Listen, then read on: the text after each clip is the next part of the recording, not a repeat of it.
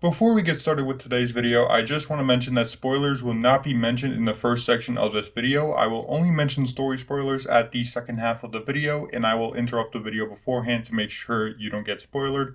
Gameplay that will be shown will have gameplay that you have seen in marketing that's been advertised. So if there's any spoilers, they will be in the second half, and you will have been told beforehand once that section comes up. So you can't get mad at me if I mention spoilers and you get spoiled. I'm sorry. But that is my warning for spoilers. The first half will not have spoilers. They will just be my thoughts and my first reactions. So, enjoy.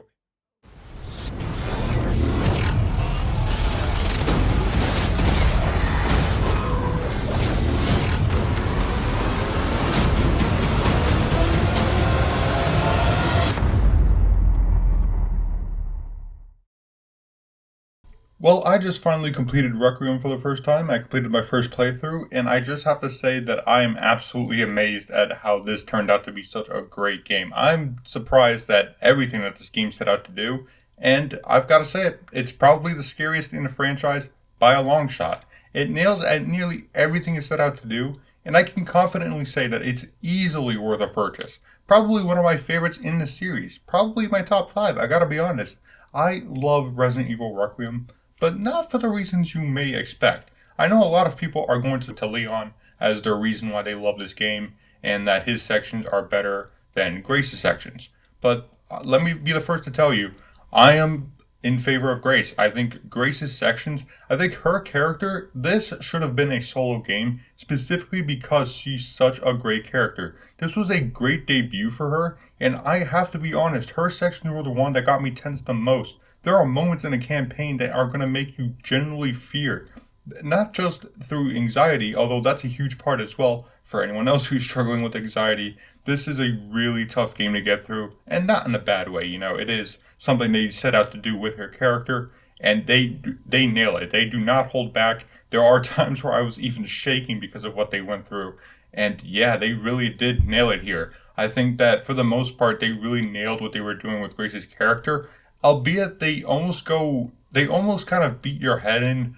They almost nail it, but they go through with it a little too much, if that makes sense.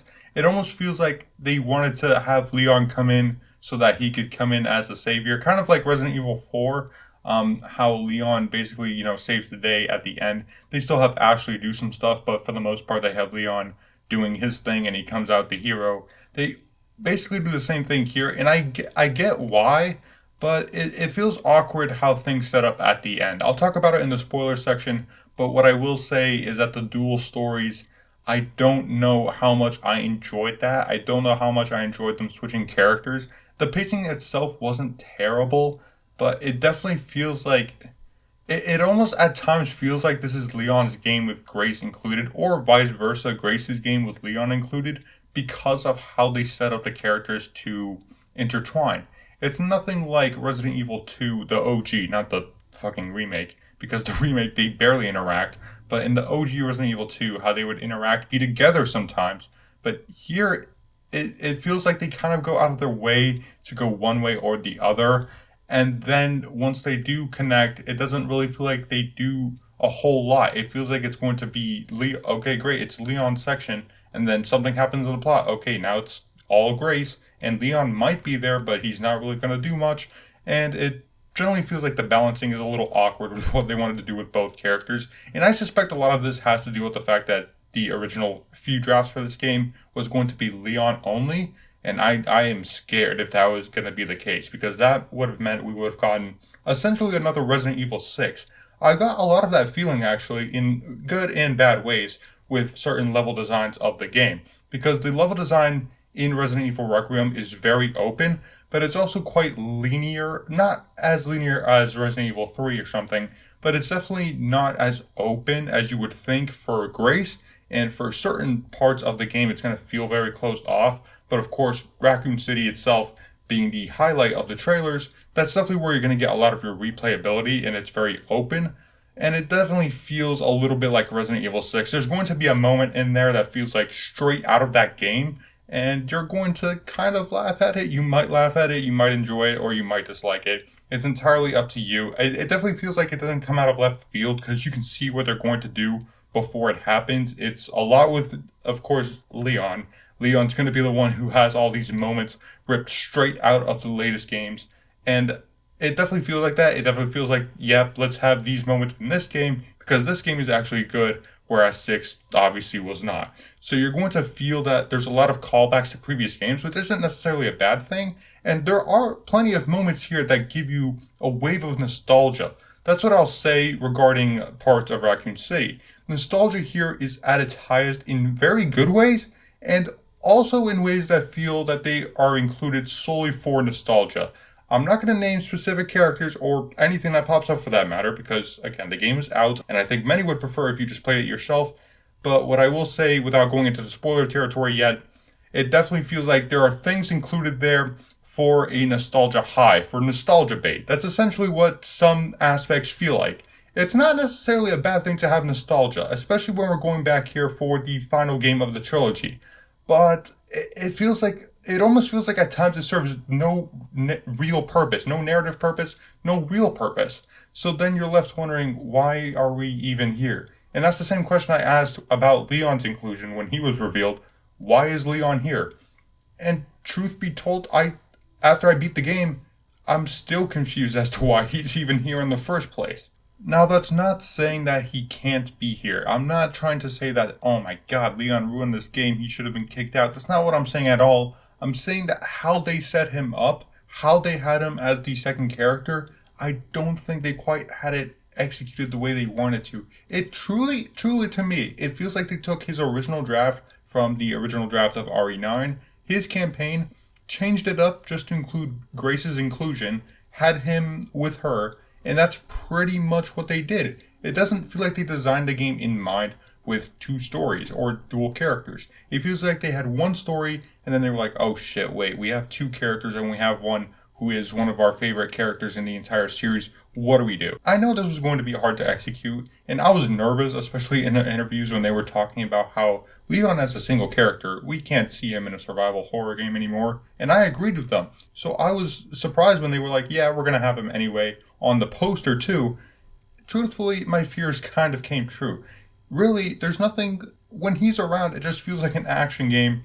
And yeah, I know it's a survival action horror, whatever you want to call it, but when he enters the game, it really just feels like his own game. It doesn't feel like Grace's story. It doesn't feel like Requiem. It feels like it's Leon again for the fucking millionth time, and that's it. That's all you need. That's all the reason you need.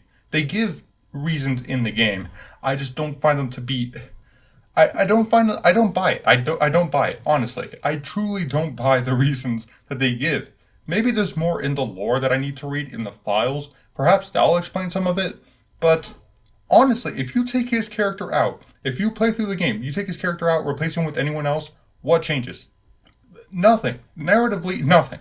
That's really what got into my head as I was talking about this video. Honestly, it's okay. All right, I'm gonna try to be more positive because I know it's going to be taken out of context as I hate Leon, which couldn't be farther from the truth.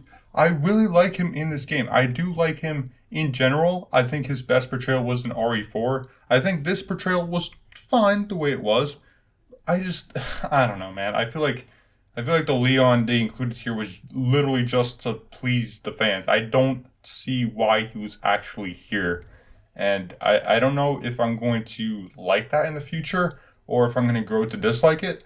But, I mean, what I'll say is his combat's great and his levels are great too, I'll admit. His levels are quite good, except for a few in the second act of the game. I'm going to be honest, it drags a bit with him. And specifically him because they give him really open world like levels. So they give him really a lot of space and that can get a little tiring. I know it's Resident Evil that they're made for this, but the way they include it in his, you'll understand. I'll just say that I think that his levels dragged on just a tad much. So, my final verdict, if you want to call it, for Resident Evil Requiem right now, as it stands, right after completing the game, is a very strong 8 out of 10. And to split the campaigns, before we head into spoiler territory, I would give Grace's campaign, her storyline, an easy 9 out of 10. I love her character. I love what they did with her. The only few criticisms I have are that they very much lean on her terror and they don't really get off the gas. And to be honest, it's a little uncomfortable to watch at times.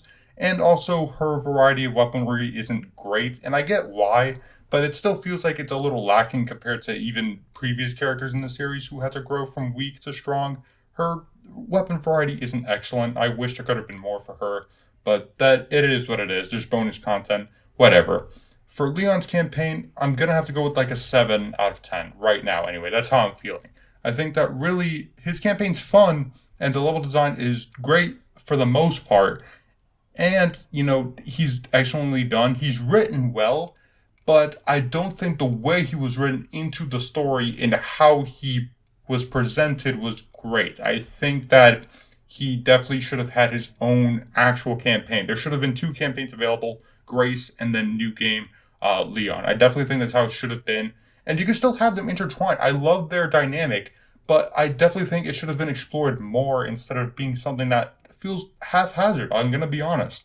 But of course, that's just my opinion. If you think it was done well, then good. I'm glad because this game is very, very good. And I wish I was as excited as many of you are for Leon being in the game. I just think that he could have been included in a far smarter or better way than the way they presented it here.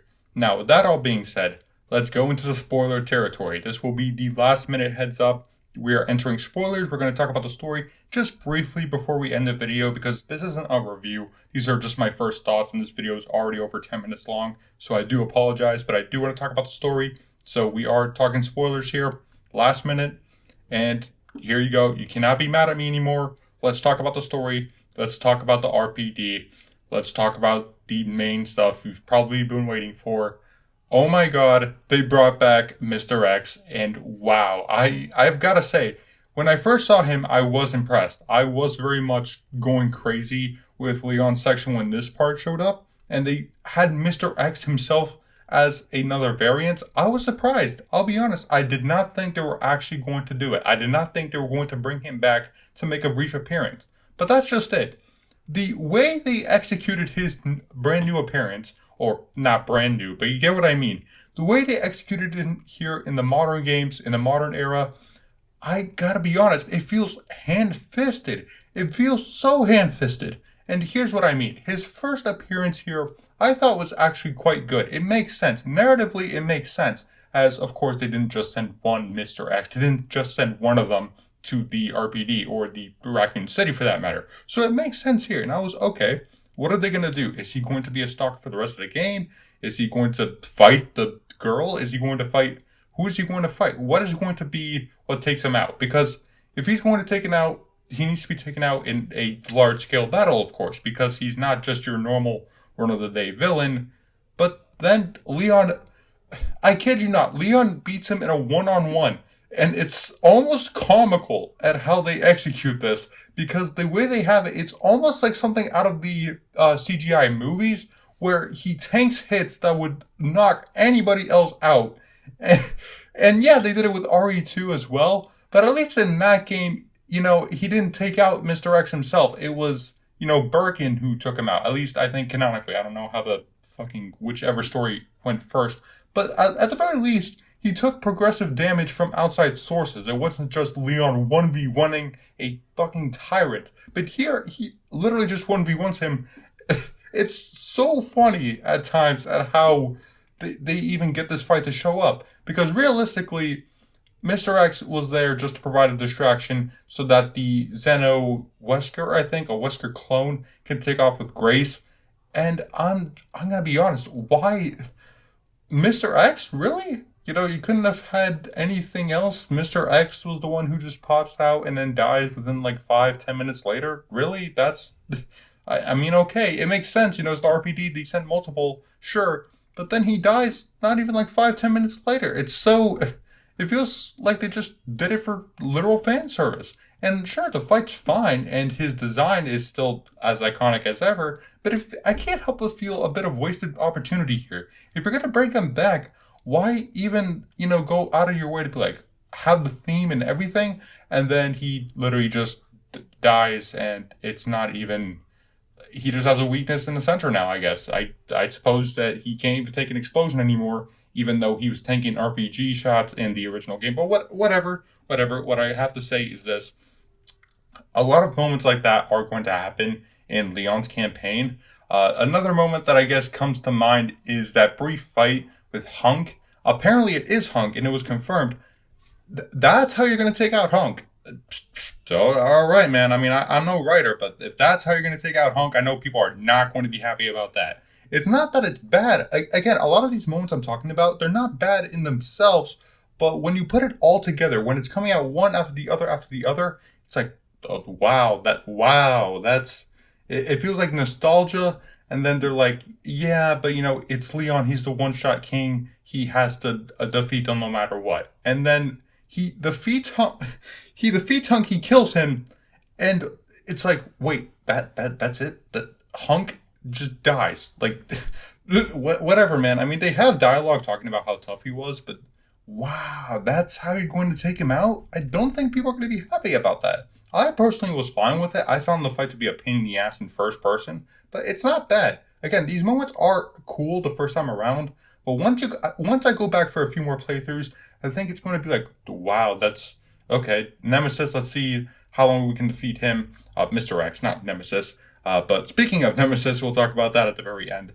It definitely feels like they just take a sniff of nostalgia, wave it around your nose, and then take it back, and what's there left? Now, admittedly, the combat's great. The fights are designed well.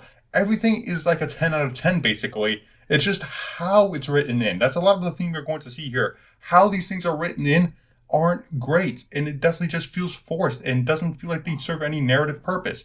I'm all for nostalgia. Don't get it twisted. I am the Black Ops 4 fanboy, so I know nostalgia when I see it. And I'm all for these moments happening. And I'm also glad that characters, like Sherry, are in the game. I'm glad for that. I am, truthfully. And going back to revisit old memories, especially with Kendo, that memory made me tear up. There are many moments that will make you tear up, especially recalling his promise, never again, things will be different. Those moments are great. I wish they had more moments like that weren't cut off by sending more endless zombies at you. It feels like they cut off these moments so that they can have more forced action, so that they can be like, yeah, we have two separate sections, survival horror and action. Man, I just wish we had more moments like that touching on why we're even back here in the first place. We're back at Raccoon City at the RPD, and you do get brief moments where it feels like it's truly giving closure to his character. It really feels like that. But it interrupts itself. It trips over its own nostalgia shoes, but it doesn't fall. It trips, but it doesn't fall. It nails it most of the time. But there are definitely moments here that I feel like it's just here literally just for nostalgia bait and no other purpose. Could you imagine, for one moment, could you imagine if Nuketown was brought back over and over again, or if they remade it several times over as a new zombies map, for example? We get it, nostalgia's cool, but I kind of want to see something that defines the game for what it is, and not just the same thing over and over and over and over.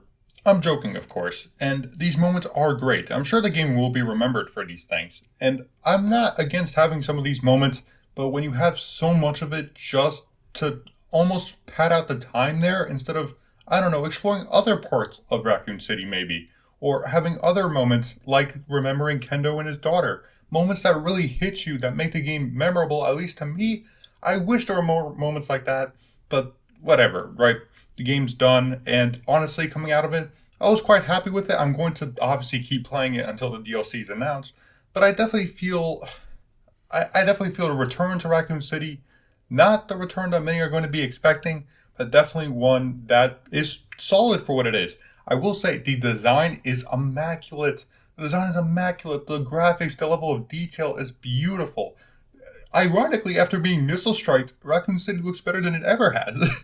That's pretty funny to say out loud, but it definitely feels like they took it and made it as good looking as it could be, and definitely feels like a proper conclusion, I guess, to the Raccoon City story, and wrapping it up with a nice bow and tie.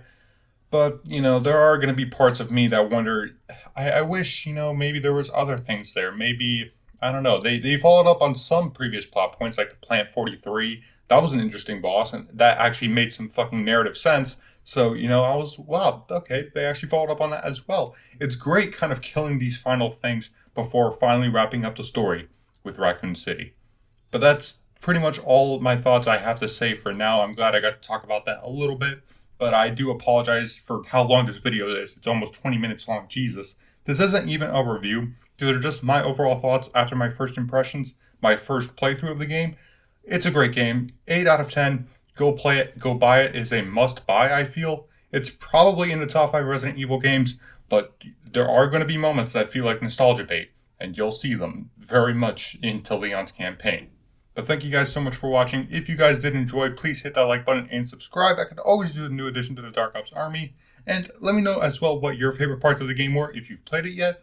Let me know if you've actually even picked up the game. I know the game's not even a day, not even a week old yet, but I just had to get this video out because it's just so much fun. And I can't wait to work on an actual review for this game because there was so much to talk about here. Even here when I'm trying to keep it brief on my first playthrough, there's just so much to talk about. And that's what's great about this game, and simultaneously things that are negative. Yeah, it's kind of split for me, but we'll talk about it more later. Thank you guys so much for watching. This is Dark Ops.